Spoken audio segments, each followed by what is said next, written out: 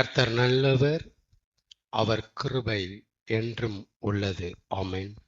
நாம தேவனுடைய ஒரு ப்ராடக்ட், ஒரு தயாரிப்பு. சரியா?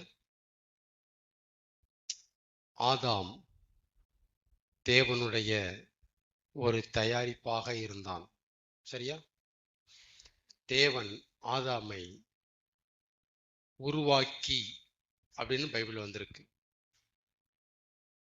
தேவனாகிய கர்த்தர் பூமியின் மண்ணினாலே மனிதனை உருவாக்கி, அப்படி வரும். என்ன ஆக்கி?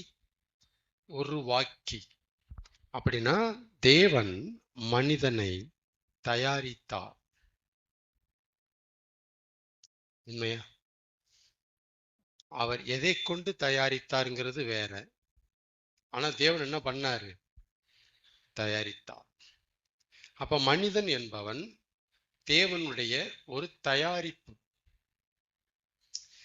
இந்த மனிதன் என்கிற தயாரிப்பை தயாரித்த தயாரிப்பாளர் தேவன். நாமல்ல, அவரே நம்மை உண்டாக்கினார். சங்கீதம். அவரே நம்மை உண்டாக்கினார். அப்ப உலகத்துல இந்த பாயிண்ட்ல நிறைய மிஸ்ஸிங் ஆயிட்டாங்க. நம்மள ஒரு தயாரிப்பு நம்ப அநேக மனிதர்களுக்கு மனமே இல்லை, மனசே இல்லை. அதனாலதான் நாத்திகம் பெருகிருக்கு, கடவுள் கொள்கை பெருகிருக்கு. நம்மளை ஒரு தயாரிப்புன்னு ஒத்துக்க மாட்டேறாங்க. நாம் ஒரு தயாரிப்புன்னு ஒத்துக்க மாட்டேறாங்க. நம்மளை ஒருத்தர் தயாரிச்சாருன்னு ஒத்துக்க மாட்டேங்கிறாங்க. ஓகே, நாம் தேவனுடைய தயாரிப்பு என்கிற எண்ணம் உண்மையா இருந்தாலும் புதிய ஏற்பாட்டு காலத்துல வாழ்கிற நாம், நமக்கு அந்த எண்ணம் மறைந்து அல்லது குறைந்து, நாம் தேவனுடைய தயாரிப்பு என்கிற எண்ணம் மறைந்தோ அல்லது குறைந்தோ, நாம் அவருடைய பிள்ளை என்கிற எண்ணம் நமக்குள் உயிர் கொள்ளும் போது நமது நடவடிக்கைகள் எல்லாம் மாறும். எந்த தாட்ல இருந்து எந்த தாட்டுக்கு நாம தாவணும்? நாம் தேவனுடைய ஒரு தயாரிப்பு, தேவனுடைய ஒரு படைப்பு அப்படிங்கிற எண்ணத்துல இருந்து, பார்வையில இருந்து, விசுவாசத்துல இருந்து வெளியேறி தாவி நாம் தேவனுடைய பிள்ளை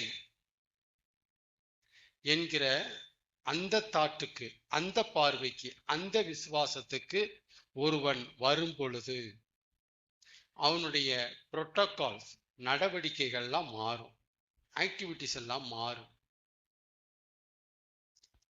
தயாரிப்பு என்கிற விசுவாசத்துல வாழ்கிறவனுக்கும் பிள்ளை என்கிற விசுவாசத்துல வாழ்றவனுக்கும் நிறைய நடவடிக்கையில வித்தியாசம் இருக்கு. கண்டிப்பா இருக்கு.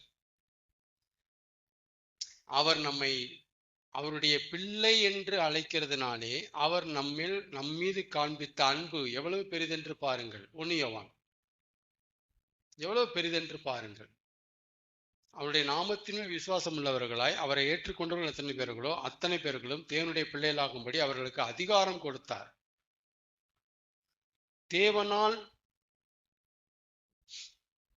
தேவனால் உண்டாக்கப்பட்டவன் தேவனுடைய படைப்பாய் இருக்கிறான். கரெக்டா? தேவனால் உண்டாக்கப்பட்டவன் தேவனுடைய படைப்பாய் இருக்கிறான், தேவனுடைய தயாரிப்பாய் இருக்கிறான்.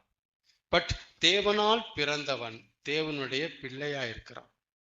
புதிய ஏற்பாடு நம்மள தேவனால் பிறந்தவர்கள் என்று சொல்லுகிறது. பழைய ஏற்பாடு நம்மள தேவனால் படைக்கப்பட்டவர்கள் என்று சொல்லுகிறது. அவ்வளவு வித்தியாசம் இருக்கு. இது எப்படி இந்த டேர்ம் மாறுது பாருங்க. இதுவே மாறுது. நாம் தேவனால் பிறந்தவர்கள், நாம் தேவனால் உண்டானவர்களும் நாம் தேவனால் பிறந்தவர்களுமாய் இருக்கிறோம். நம்புங்க. தேவனால் உண்டாதல் என்பது வேறு, தேவனால் பிறத்தல் என்பது வேறு. மறுபடியும் நம்மை ஜனிப்பித்தார். வசனம் வருது, இவர்கள் தேவனாலே பிறந்தவர்கள், மாம்சத்தினாலாவது புருஷனுடைய சித்தத்தினாலாவது பிறவாமல் அவர்கள் தேவனாலே பிறந்தவர்கள். யோவான் 1ஆம் அதிகாரம். தேவனாலே பிறந்தவர்கள். 1 யோவான் தேவனாலே பிறந்தவர்கள். தேவனால் பிறந்தவன் உலகத்தை ஜெயிக்கிறான், பொல்லாங்கன் அவனை தொடான். அப்ப தேவனாலே பிறத்தல் என்பது வேறு, தேவனாலே உண்டாக்கப்படுதல் என்பது வேறு. ஆதாம் தேவனாலே உண்டாக்கப்பட்டவன், பட் தேவனாலே பிறந்தவன் அல்ல. கரெக்டா தப்பா?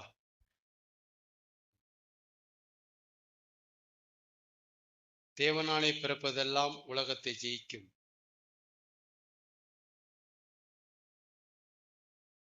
தேவனாலே பிறப்பது எல்லாம். 1 யோவான் 5ஆம் அதிகாரம். அந்த வேர்டில் இருக்கிற டிஃப்ரென்ஸை புரியும் போதுதான் உங்களுக்கு சத்தியம் நல்லா வெளியே வரும். உண்டாக்கப்படுதல் என்பது வேறு, பிறத்தல் என்பது வேறு. நம்மளை புதிய ஏற்பாடு பிறந்திருக்கிறோம் என்கிற கான்செப்ட்ல நம்மளை தேவனுடைய பிள்ளை என்று அழைக்கிறது. ஆமென். அப்ப ஏன் நம்முடைய நடவடிக்கைகள்ல அந்த பிள்ளைங்கிற ஸ்தானத்துல இருந்து வரமாட்டேதுன்னா, நம்ம இன்னும் அந்த தாட்ல இந்த தாட்டுக்கு வரமாட்டேங்கிறோம். அதுக்கு காரணம் நம்ம தேவனால் பிறந்திருக்கிறோம் என்கிற அந்த ஐடியாவே நம்மகிட்ட கிடையாது. முந்தி இந்துவா இருந்தாங்க, இப்ப நான் கிருஷ்ணா இருக்குங்க, அவ்வளவுதான் நமக்கு தெரியும். முந்தி அங்க கும்பிட்டங்க, இப்ப இவரை கும்பிடுறாங்க, அவ்வளவுதான் நமக்கு தெரியும். இப்ப நான் ஞானசம் எடுத்திருக்கேங்க, அவ்வளவுதான் நமக்கு தெரியும். நம்ம தேவனால் பிறக்கிறோம், பிறந்தவர்கள். மாம்சத்தினால் பிறப்பது மாம்சமாயிருக்கும், தேவனால் பிறந்தது ஆவியினால் பிறந்தது ஆவியாயிருக்கும். யோவான் அதிகாரம் 3ஆம் அதிகாரம். நிறைய இந்த புதிய ஏற்பாட்டில் வித்தியாசத்தை வந்துகிட்டே இருக்கும். அது யோவான் தான் நிறைய அதை எழுதுறாரு, பிறப்பை குறித்து நிறைய எழுதுறாரு. அப்ப நடவடிக்கைகள் மாறுறதுக்கு என்ன செய்யணும்?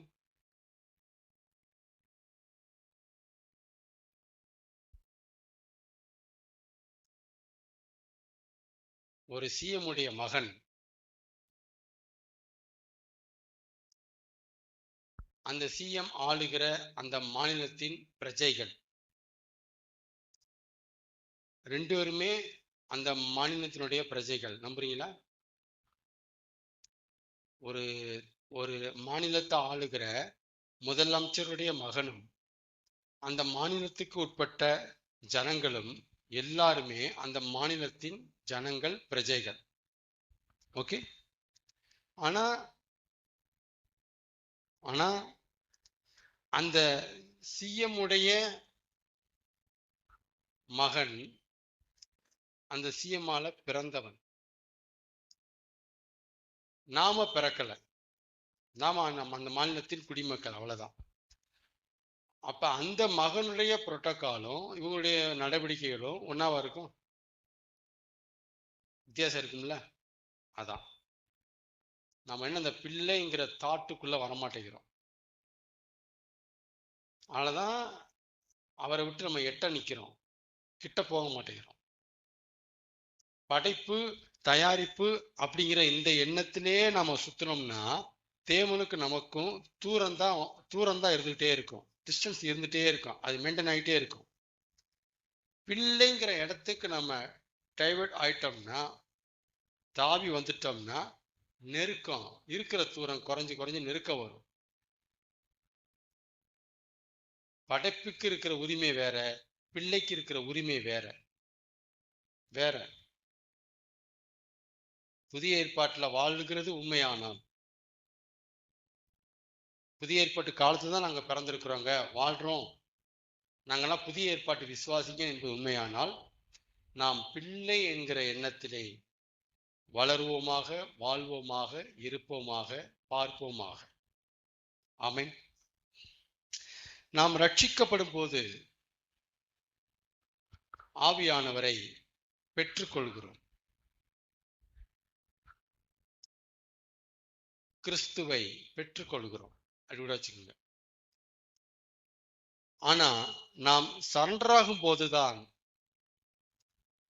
அவர் நம்மை பெற்றுக்கொள்கிறார்.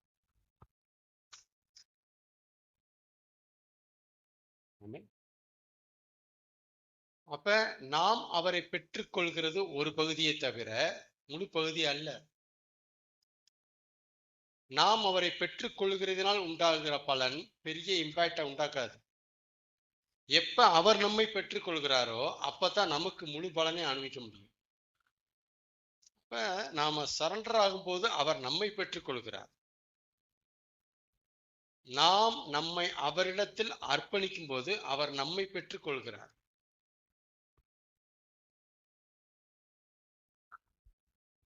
ஆமென். சரண்டர் ஆகலாமா? சரண்டர் ஆகிறது சாதாரண விஷயம் இல்லை. அதெல்லாம் சாதாரண விஷயமே இல்லை. நீங்க எவ்வளவு வேணாலும் மீட்டிங் நடத்தலாம். நீங்க எவ்வளவு சத்தியத்தை பேசியும், நீங்க பைபிள்ல ஃபிங்கர் டிப்ல பேசியும், அந்த ஊழியன் வருகிற ஜனங்களை கொடின்னு அவங்களுக்கு ஒரு புரிதலை உள்ள கொடுக்காத பட்சத்துல சரண்டருக்கு வாய்ப்பே கிடையாது. நீங்க ஒரு கொடி அப்படிங்கிற எண்ணத்தை, புரிதலை, சத்தியத்தை ஆழமா விதைக்க தவறி பட்சத்தில் நீங்க என்ன சத்தியம் கொடுத்தாலும் அவங்கள முற்று முடிய விடுவிக்கவே செய்யாது. சரண்டர் ஆக முடியாது. அந்த பாயிண்ட்டுக்கு வரேன் நான். அப்ப நம்ம சரண்டர் ஆனாதான் அவர் நம்ம என்ன செய்ய முடியும்? ரிசீவ் பண்ண முடியும். அப்ப சரண்டர் ஆகிறதுக்கு வழி எல்லா சத்தியத்தையும் பேசி எந்த சத்தியத்தை பேசாம விட்டுறக்கூடாது. யோவான் 15:5 பேசாம விட்டுறக்கூடாது. பேசாம விட்டீங்கன்னா அவுட்டு. ஏன்னா செடி தன்னை யாரிடமும் ஒப்பு கொடுக்காது, சரண்டர் பண்ணாது. கொடிதான் தன்னை சரண்டர் பண்ற பழக்கம் அதுட்டு தான் இருக்கு. கொடிக்கு தான் தன்னை சரண்டர் பண்ணும் இயல்பு உடையது, செடிக்கு இல்லை.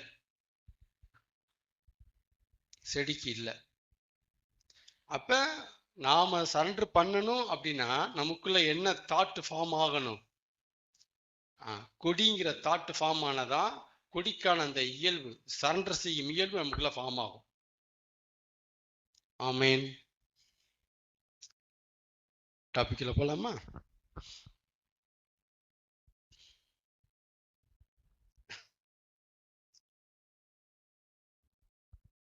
ஒரு 3 டிஃபரண்ட் ட்ரூத் இன்னைக்கு நம்ம கத்துக்க போறோம். 3 வகையான சத்தியங்கள்.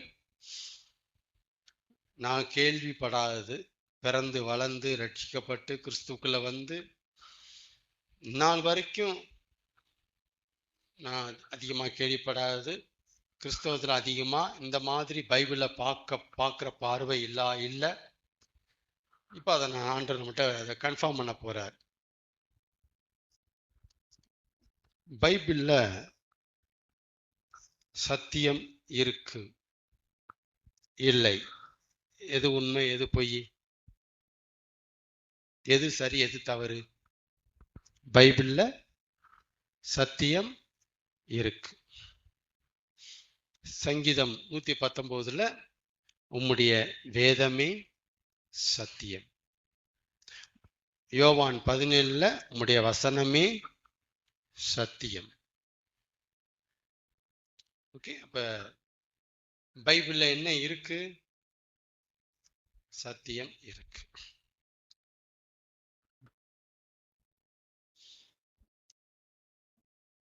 பைபிள்ல மட்டுமே இருக்கிற, பார்க்க முடிந்த, கிடைக்கிற சத்தியம்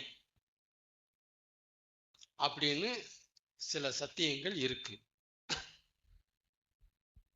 வேதமே சத்தியம் அப்படிங்கிறத வச்சுக்கிட்டு அநேகர் வேற வேற முடிவுக்கு வந்திருக்கிறார்கள். ஈவினிங் செஷன்னால அந்த டாபிக் இப்போ எடுக்கிறோம். இங்க பைபிள்ல மட்டுமே கிடைக்கக்கூடிய சத்தியம் அப்படின்ட்டு நிறைய சத்தியம் இருக்கு பைபிள்ல. உதாரணத்துக்கு யாரா சொல்ல முடியுமா?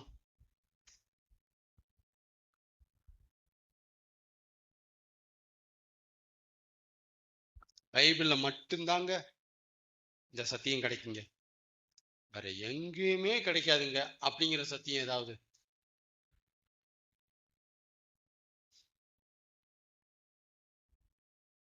Okay, correct. இது வேற எங்கேயுமே கிடைக்காது, எந்த புத்தகத்திலையும் கிடைக்காது.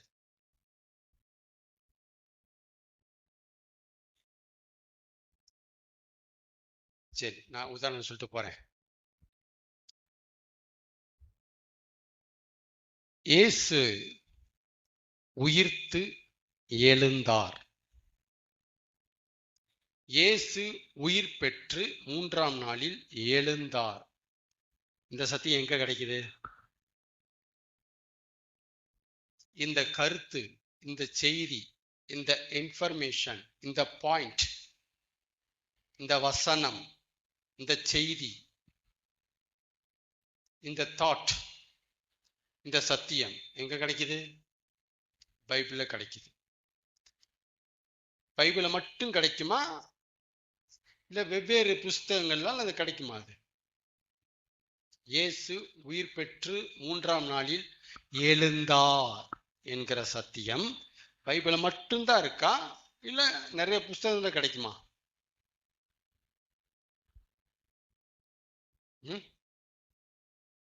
இயேசு என்றென்றும் உயிரோடு இருக்கிறார், இன்றைக்கும் உயிரோடு தான் இருக்கிறார் என்கிற இந்த கருத்து, இந்த பாயிண்ட், இந்த சத்தியம் பைபிள் மட்டும்தான் கிடைக்குமா, இல்ல எல்லா இடங்களும் இது கிடைக்குமா?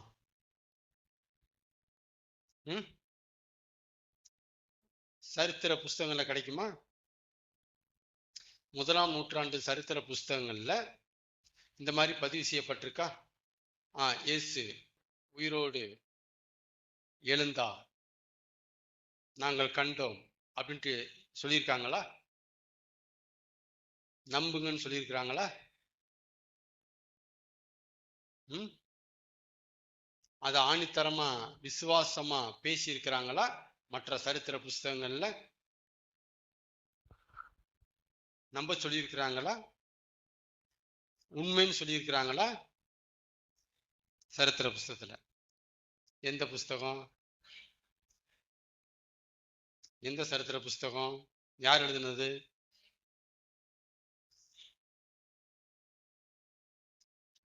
அதாவது அதை நம்ப சொல்லி எழுதுறது வேற, இப்படிலாம் நம்புறாங்க அப்படின்னு சொல்றது வேற. மூளை இருக்கு இல்லையா, நம்ம மூளை மூளை மூளை மூளை தெரிஞ்சிருக்கிறத பேசும், ஆனா நம்ம மனசு நம்புறத பேசும். தெரிஞ்சிருக்கிறத பேசுறது வேற, நம்புறத பேசுறது வேற. அதான் சொல்லுவாங்க, மூளை அறிவு ஒன்றத்துக்கு ஆகாதுங்க அப்படிம்பாங்க. ஆத்மா அறிவில்லாது இருப்பது நல்லதல்ல. நீதிமொழிகள். தெரிஞ்சிருக்கிறத பேசுறது வேற, நம்புறத பேசுறது வேற. நம்பி பேசுனா மனசு பேசுது, தெரிஞ்சிருக்கிறத பேசுனா வாய் தான் பேசும். அதான் மூளை. மூளை அறிவு தெரிஞ்சு வச்சிருக்கான், அவ்வளவுதான். மனப்பாடம் பண்ணியிருக்கான், அவ்வளவுதான். தெரிஞ்சு வச்சிருக்கான், தெரிஞ்சிருக்கான். மூளை தெரிஞ்சு பேசும், மனசு புரிஞ்சு பேசும். புரிஞ்சு பேசுனா மனசு, தெரிஞ்சு பேசுனா மூளை. ஆமீன். சரி, இயேசு என்றென்றும் உயிரோடு இருக்கிறார், இயேசு 3ஆம் நாளில் உயிரோடு எழுந்தார் என்கிற இந்த சத்தியம் பைபிள்ல மட்டும்தான் கிடைக்கும். இது பைபிள்ல மட்டும்தான் இருக்கும். அதை நம்பி அதை ஒத்துக்கிட்டு உண்மை அப்படின்னு அந்த தகவலை பிரசங்கம் பண்றதெல்லாம் இதுலதான் கிடைக்கும். மற்றதெல்லாம் வந்துட்டு நம்பலாம், நம்பாம போகலாம், இப்படி அவன் நம்பலாம், இவையும் நம்பலாம் அப்படின்ட்டு ஒரு இன்ஃபர்மேஷன் தான் அங்கே கிடைக்கும்.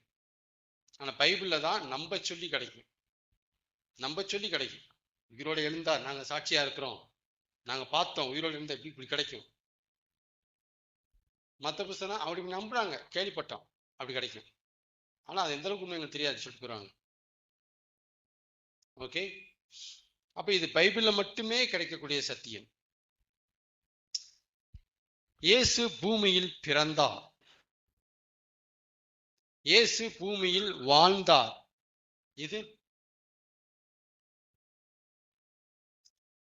இது பைபிள்லையும் கிடைக்கக்கூடிய சத்தியம். அது பைபிள்ல இருக்குங்க. சரித்திர ஆசிரியர்களும் அதை எழுதியிருக்கிறாங்க, நம்பி எழுதியிருக்கிறாங்க, ஒத்துக்கொண்டு எழுதியிருக்கிறாங்க, உண்மைன்னு எழுதியிருக்கிறாங்க.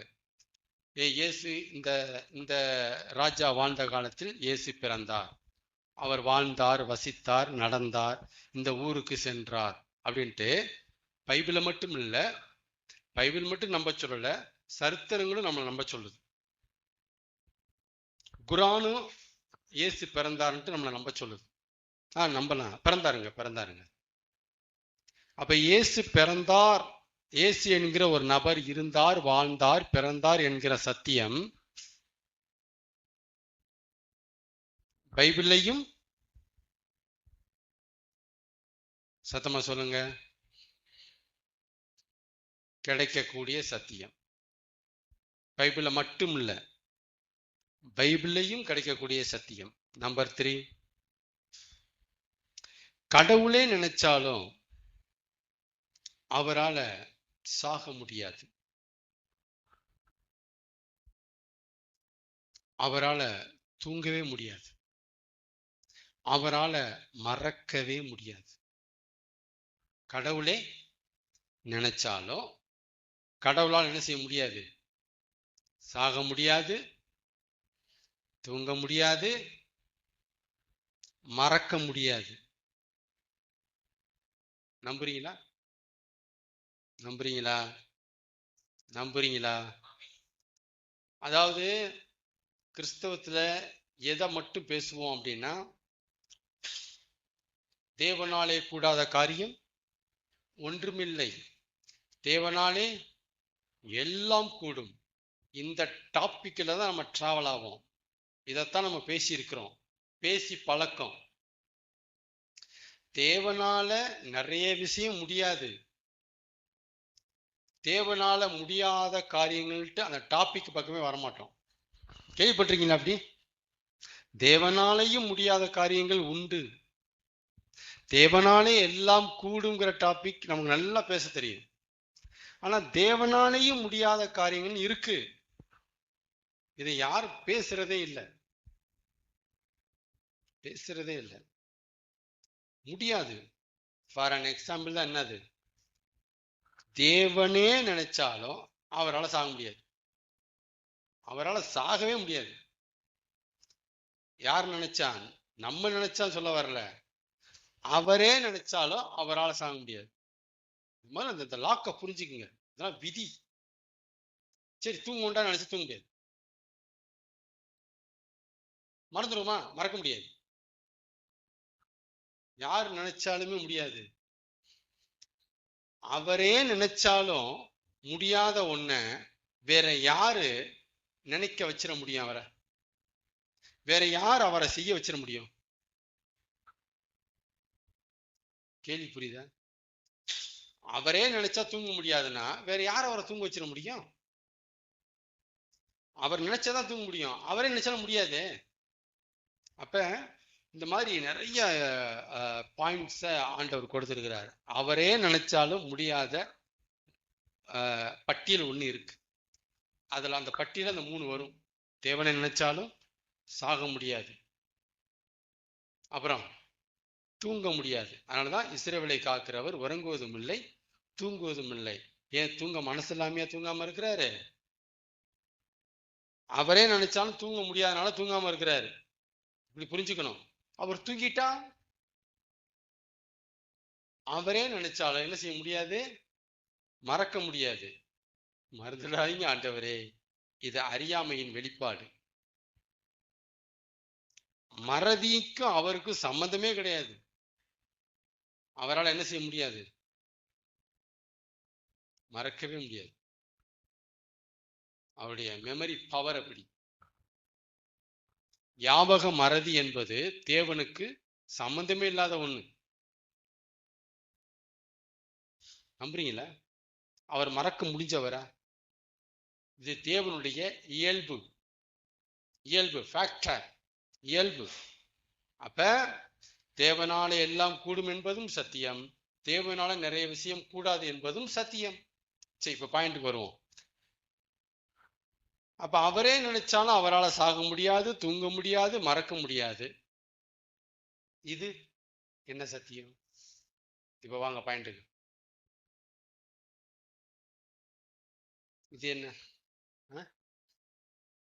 இது பைபிள்லையும் கிடைக்காத சத்தியம். எழுதியிருக்கா? அப்படிதான் இருக்கு. அவரே நினைச்சாலும் சாக முடியாதுன்னு எழுதியிருக்கா பைபிள்ல? எழுதியிருக்கா? அவர் தூங்க மாட்டார்னு எழுதியிருக்கு. அவரே நினைச்சாலும் தூங்க முடியாதுன்னு எழுதியிருக்கா? அப்படி எழுதியிருந்தா என்ன செய்வாங்க? பிரசங்கம் எப்படி போயிருந்திருக்கும்? சிஸ்டர் பயப்படாது சிஸ்டர், அவரால் தூங்கவே முடியாது, அப்படிதான் பிரசங்கம் பண்ணியிருப்பாங்க. ஆனா எப்படி பிரசங்கம் பண்ணிட்டு இருக்கிறோம்? உறங்க சிஸ்டர், உறங்க, இப்படியே தான் பேசிட்டு இருக்கிறோம். ஏங்கிற அந்த ரீசன் பைபிள்ல வரல. ஏன்? மனசு இல்லாம அப்படி இருக்கிறாரா? மனசு இல்லாம தூங்க முடியாம இருக்கிறாரா? இல்ல. இல்ல தூக்கம் வரல அதனால தூங்க முடியாம இருக்கிறாரா? இல்ல. அவரே நினைச்சாலும் தூங்க முடியாது. இது தேவனுடைய இயல்பு, ஃபேக்டர். அப்படிங்கிறது எங்க இல்ல?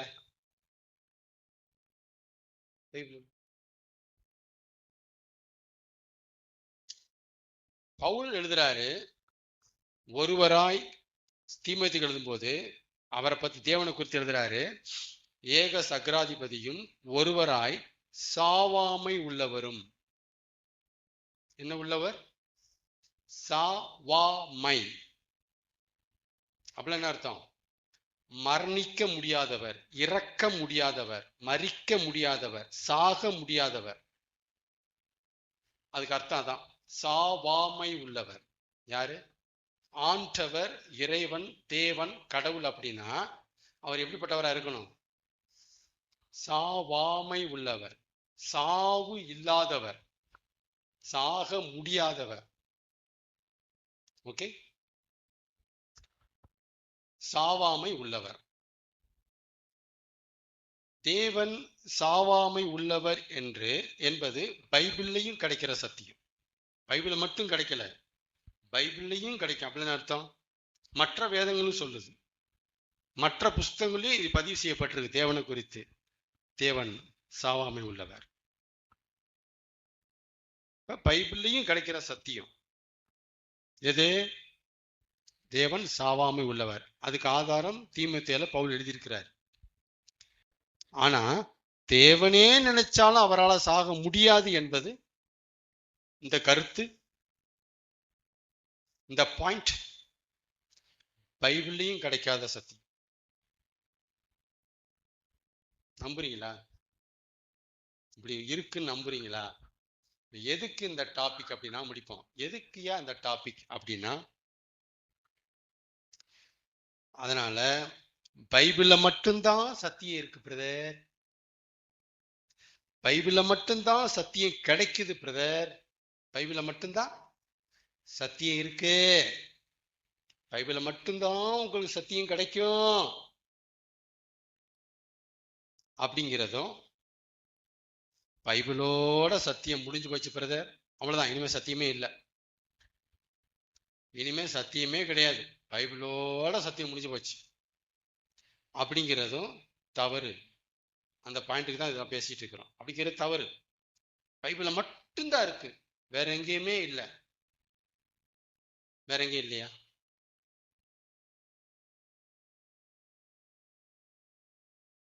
அதைத்தான் முதல்ல சொன்னேன், பைபிள்ல மட்டும் கிடைக்கிற சத்தியம் ஒண்ணு இருக்கு, அதை வச்சுக்கிட்டு எல்லாத்தையும் இங்க முடிவுக்கு வரக்கூடாது. பைபிள்ல மட்டும் கிடைக்கிற சத்தியம் இருக்கு, ஆனா பைபிள்லையும் கிடைக்கிற சத்தியம் ஒண்ணு இருக்கு, பைபிள்லையும் கிடைக்காத சத்தியம் இருக்கு. இந்த இடத்துக்கு வாங்கன்னு சொல்றேன். இந்த இடத்துக்கு வரணும், இந்த இடத்துக்கு வரணும். அதுக்கு தான் நான் ப்ரூஃப் பண்ணேன், 3 உதாரணத்தை காமிச்சேன். பைபிள்லையும் கிடைக்காத சத்தியம் இருக்கு. எங்க தேவன் அன்லிமிட்டெட் பர்சன், நம்புறீங்களா? எல்லையற்றவர். அவருக்கு எப்படி முடிவு கொண்டு வந்தீங்க நீங்க? அவர் எல்லையற்றவர்னா சத்தியம் எல்லைக்கு உட்பட்டதா? சத்தியம் எல்லையற்றது, அன்லிமிட்டெடு. ட்ரூத்துங்கிறது எல்லையற்றது. அப்புறம் எப்படி நீங்க ஒண்ணுக்குள்ள அடக்குனீங்க? பைபிளுக்குள்ள அடக்குனீங்க, முடிஞ்சு போச்சு எப்படி சொன்னீங்க? எப்படி சொல்றீங்க? இப்படி சொல்றதுனாலதான் உங்களுக்கு வெளிச்சமே ரிலீஸ் ஆக மாட்டேங்குது, வெளிப்பாடே வர மாட்டேங்குது, எதுவுமே வர மாட்டேங்குது. உங்களுக்கு ஏன் வெளிப்பாடு இல்லைன்னா நீங்க முடிஞ்சு போச்சு நம்புறீங்க. தேவன் எல்லையற்றவர் என்றால் சத்தியம் எல்லையற்றது. பார்டர்ல நீ பார்க்க முடியாது, அது போயிட்டே இருக்கும், சத்தியம் போயிட்டே இருக்கும், ஆழம் அவ்வளவு ஆழம். ஆமென். அதனாலதான் இன்னைக்கு அவ்வளவு வெளிச்சங்களை பேசிட்டே இருக்கிறாங்க.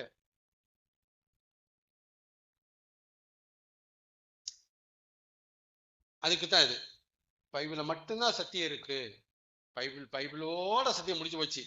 இனிமே அதை பேசுவாங்க, என்னது தேவனே நினைச்சாலும் சாக முடியாதா? சிஸ்டர் பைபிள் இல்ல நம்பாதீங்க. எப்படி ஒத்துக்க முடியும்? இப்படி சொன்னா எப்படி ஒத்துக்க முடியும்?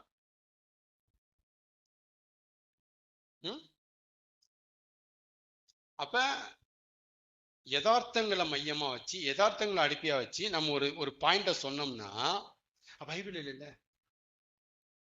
இப்படி போறீங்க, அப்ப உங்களுக்கு வெளிச்சம் வராது, நீங்க வளரவே முடியாது, நீங்க தேவனுக்குள்ள வளரவே முடியாது. செக்கு மாடு மாதிரி சுத்தி சுத்தி வர வேண்டியதான், உங்களுக்கு வளரவே முடியாது. ஆமேன். அப்ப நீங்க எப்படி தெரிஞ்சுக்கணும் இனிமேனா, ஒரு சத்தியத்தை நாம கேள்விப்படுறோம் இல்லையா, ஒரு மெசேஜ் வழியா, ஒரு சபையில, யூடியூப்ல, எப்படியோ ஒரு சத்தியம் அப்படின்னு ஒரு சத்தியத்தை நான் கேள்விப்படும் போது, இது பைபிள்ல மட்டும் கிடைக்கிற சத்தியமா, அல்லது பைபிள்லையும் கிடைக்கிற சத்தியமா, அல்லது பைபிள்லையும் இல்லாத சத்தியமா அப்படின்ட்டு நீங்க வகைப்படுத்த பழகணும், பிரிச்சு புரிஞ்சிக்க பழகணும்னு சொல்ல வரேன். இந்த சத்தியம் பைபிள்ல மட்டும்தான் கிடைக்குதா, பைபிள்லையும் கிடைக்குதா, பைபிள்லையும் கிடைக்காதா, அப்படி புரிஞ்சுக்கணும். இந்த சபைக்கு வர்றவங்க இந்த மாதிரி தான் பார்க்கணும், பிரிச்சு புரியணும். இல்லைன்னா பைபிளோட முடிஞ்சிருவீங்க, அவ்வளவுதான், வெளியே வரவே முடியாது, வெளிச்சங்களே ரிலீஸ் ஆகாது. ஆமென் சொல்லுங்க. அப்ப 3 விதமான சத்தியங்கள் இருக்கு, புரிஞ்சுக்கிட்டீங்களா? என்ன சத்தியம்? பைபிள்ல மட்டுமே கிடைக்கக்கூடிய சத்தியம், வேற எந்த புஸ்தகத்திலும் இது வராது. அப்புறம் பைபிள்லையும் இந்த சத்தியம் கிடைக்கும்.